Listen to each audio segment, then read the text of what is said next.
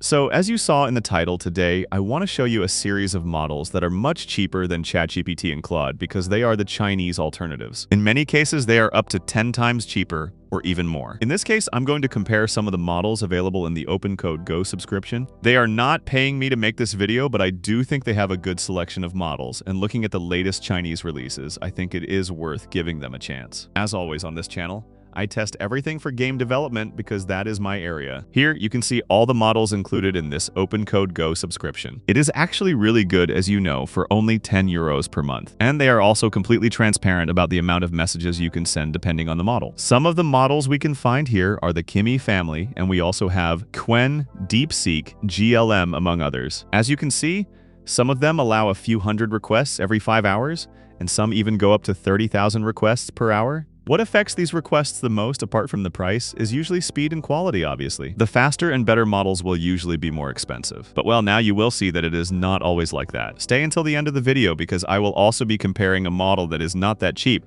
so we can see if it is actually worth it. Before we start, I want to show you this website. It is called Artificial Analysis. Maybe some of you already know it, but basically they run a lot of benchmark tests on the most popular artificial intelligence models.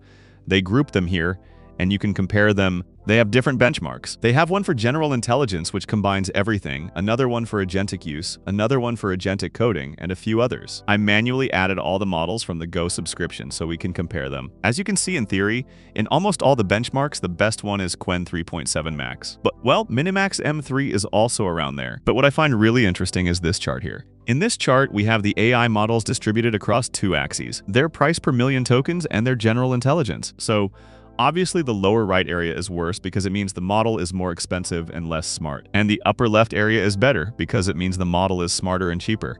So, as you can see, we have a pretty interesting group here with Mimo V2.5 Pro, Minimax M3, and Qwen 3.7 Plus. And then far away because of the price, we have Qwen 3.7 Max. It is true that it is 3 intelligence points ahead of the next one, with 57 points. For reference, I also added GPT 5.5 and Claude Opus 4.6 to the chart, so you can see how far away they are in terms of price. As we all know, these intelligence scores are not always that accurate. Because in real life, when we use GPT 5.5 or Claude Opus for daily programming tasks, you can really feel the difference compared to cheaper models, and that is also one of the reasons I felt motivated to make this video. So in this video, I will be testing these 3 models that are similar in price and intelligence. I will also test Kimi K2.6, which is more expensive, but in theory should give us better speed. And I will also test Qwen 3.7 Max, which is one of the expensive ones, but maybe it surprises us and gives us an exponential improvement. Obviously, these tests are not scientific. To get a real verdict, I would need to repeat this hundreds or maybe thousands of times.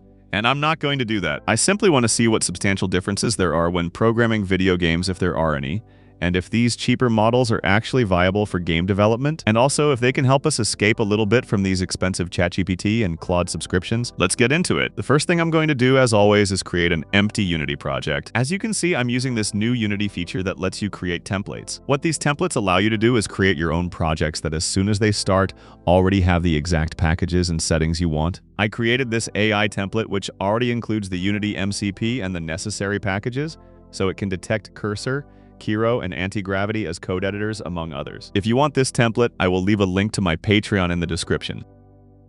I already have the project configured. With the MCP open and connected to OpenCode, I created a prompt that we will use for all the models. Basically, as you already know, my favorite test. I asked the AI to create a first-person controller with jumping, crouching, and a few other things. I also asked it to create a test environment using the Unity MCP.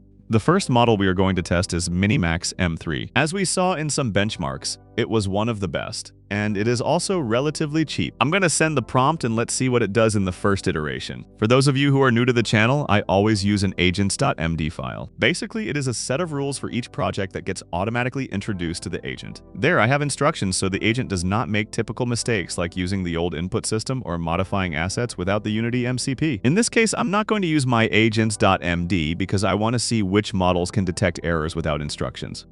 As you can see, this is exactly what I was talking about. Minimax, without any previous instruction, detected that the project is configured with the new input system. It searched through the project to confirm it. That is great. And as you can also see, it found that there is an input map with movement, crouch, and jump. That is the default one that comes with Unity. Alright, I can see that it is modifying the scene. And from what it says in the chat, it is creating the test scene. But for now, there are only cubes stacked on top of each other. We will see if it fixes it without me saying anything. Alright, after a while, it looks like it did something that made Unity crash. I'm going to restart it so it can keep working. Okay, after that issue, it looks like it has finished. It created the whole scene. I can see that the floor is placed a little bit wrong, and it is kind of intersecting. I'm going to move it manually to fix it. Alright, at first glance, I can tell it added some smoothing to the camera. It feels pretty professional. The movement feels good. There is a small bug. The camera is higher than the actual height of the capsule, but that is probably something that can be fixed easily. I can also see that it forgot or failed to lock the cursor, so the mouse is still visible while we are playing. Jumping and crouching work pretty well. Considering the price of this model and that it is one of the cheapest models on the market right now, honestly, it surprised me. If we compare it with GPT 5.3 or Opus 4.5, it honestly does not have much to envy. It is at a pretty solid level. Obviously, it made some basic mistakes, but I feel like the fact that it detected the input system is a strong point in its favor. It also knew how to use the Unity MCP properly. Since we are using OpenCode, we can see some interesting data. As you can see, the total cost of the whole interaction was $0.44. That is pretty good. We can also see the start time of the chat and the last message. It took approximately 20 minutes. We also have to keep in mind the crash where I had to restart everything manually, and maybe I spent around 5 minutes doing that. So we could say that it completed the request in around 10 to 15 minutes. Let's move on to the next test, which is going to be with Mimo V2.5 Pro. As you can see, it is a bit less intelligent than Minimax M3, but also a bit cheaper. I already have another clean project. I select the model, and let's quickly send the same prompt without waiting any longer. Right away, I can see that it is building the test scene. It created a staircase to test the slope of the controller. That is great too. It is a nice detail. Alright, it has finished, but when it created the materials, they all turned pink. That means it did not assign the shader correctly. It would have noticed this if it had used the MCP to validate the scene with a screenshot. I'm going to tell it to fix it. Okay, it solved it quickly. Unlike the previous one, it created materials with colors. That is definitely a detail in its favor. It made the same mistake as the previous model, placing the floor at the wrong height, so everything is overlapping. I'm going to fix that manually as well. I can see that the controller has all the necessary parameters. It looks pretty good. Alright, when testing it, I can already see that it does not work because it did not use the new input system. It is using the old one, and Unity projects now use the new one by default. I already told you this was a pretty common mistake. I would expect an agent with access to the MCP to press play in the editor. Validate the scene and notice this like the previous one did. Okay, it has now fixed it, and I'm testing it. Right away, I can see that the jump has an issue with collision detection. Probably because of the system it is using, it detects the ground too early, and it lets me jump before I should be able to. It also slows down the fall. Crouching works well, and the movement feels smooth with nothing weird. Maybe it feels a little bit less professional than the previous one, but honestly, the result is very similar. As you can see in the data, Mimo V2.5 Pro spent $0.25. That was expected because it is a slightly cheaper model. This model has more context than the previous one, which is a point in its favor. And it is true that it made a mistake, and we had to give it a correction. If you look at the times, it took approximately 15 minutes. So it is more or less in the same range as the previous one. Now let's go with Qwen 3.7 Plus. Maybe it is less interesting than the previous two because it is more expensive and less intelligent, but well, we will see how it performs in the tests. I'm going to send it the same prompt as the others, and we will see the result. Alright, right away it made the same mistake as the previous one. Everything is pink because it did not check the scene with a screenshot. It did not notice that it used the wrong shader. We ask it to solve it. Okay, this model did not make the mistake of placing the floor incorrectly, and it even introduced some more varied elements like these boxes that simulate rocks which are rotated to add variety, and we have the same problem again. It did not use the new input system. I'm gonna give it this second correction. Alright, after a few minutes, it feels good. The jump is clearly too high, and the mouse sensitivity is extremely smoothed out and slow for some reason. It also has the jump bug, where it does not calculate the ground properly. Other than that, everything works more or less like in the previous ones. Crouching works and we can move properly through the scene. Let's check the stats. Qwen 3.7 Plus also has 1 million tokens of context. For this task, it only used 8% of it. The total cost was $0.20, making it the cheapest so far. That puts it in a good position. It is true that it needed 2 different corrections, and when it comes to time, it took more or less the same as the previous ones, around 15 minutes. Before continuing with the next model, I want to show you how you can add my Unity template so it appears when you create a new project, And that way you can save yourself the whole setup every time. Basically, if you go to my Patreon or if you create the template yourself, you first have to add it to Unity. As always, click Add Project and select the folder. Once you have it in the list, go to the Templates tab. Then click New Template. Select the project we just added.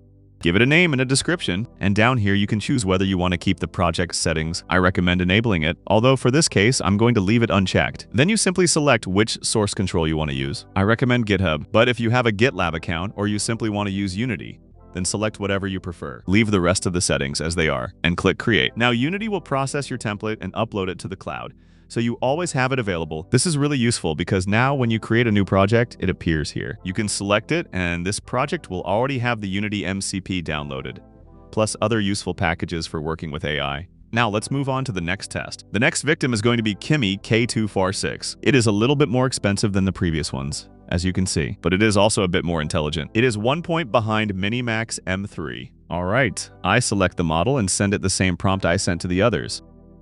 Okay, this is weird. It has been running the same code for quite a while and it does not seem to be moving forward. Also, it has frozen the project a couple of times. I don't really understand what happened. Maybe it is an OpenCode bug, or maybe it is getting stuck with some task or some strange bug. Okay, after a while, it looks like it cannot solve the bug or get out of that loop. I already had to restart the project several times, so I'm going to stop it and see what happens. When I press play, I can already see that something weird is happening. The character flies away and nothing even works. It is very strange. If we look at the data, as you can see, it spent $2.59, spending much more than the previous models. And if you look at the times, it has already been working for half an hour. Maybe the low context is affecting it because Kimi K2.6 only has 250,000 tokens of context, and we already know that this can affect code quality quite a lot. Since this result felt really weird to me, let's give it a second attempt. I send it the same prompt, and let's see what it does. Okay, it has already finished. It was surprisingly fast. It created a scene that is pretty similar to the previous ones. But yes, it did not use the correct input system. I'm gonna ask it to fix it. Okay, now it does feel good.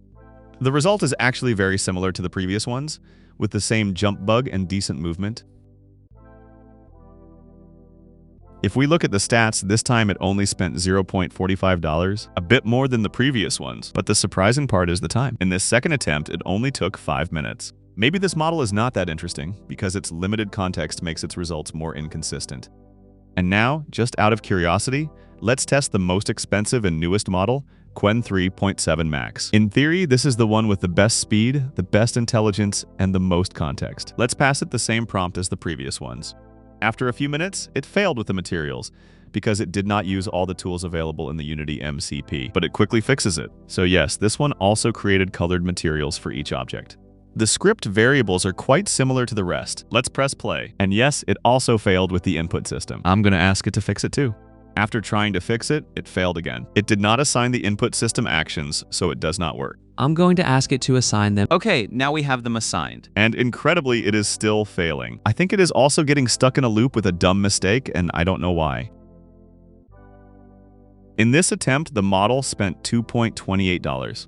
That is quite a lot, and it could not even solve the problem. As I did with the previous one, I gave it a second chance, but I will keep it short because I don't want to make this video longer. Well, yes, it is going to be short because in this second attempt, it made the same mistake. I think it does not deserve any more attempts. In this second attempt, it spent $0.86. It was fast, around 5 minutes.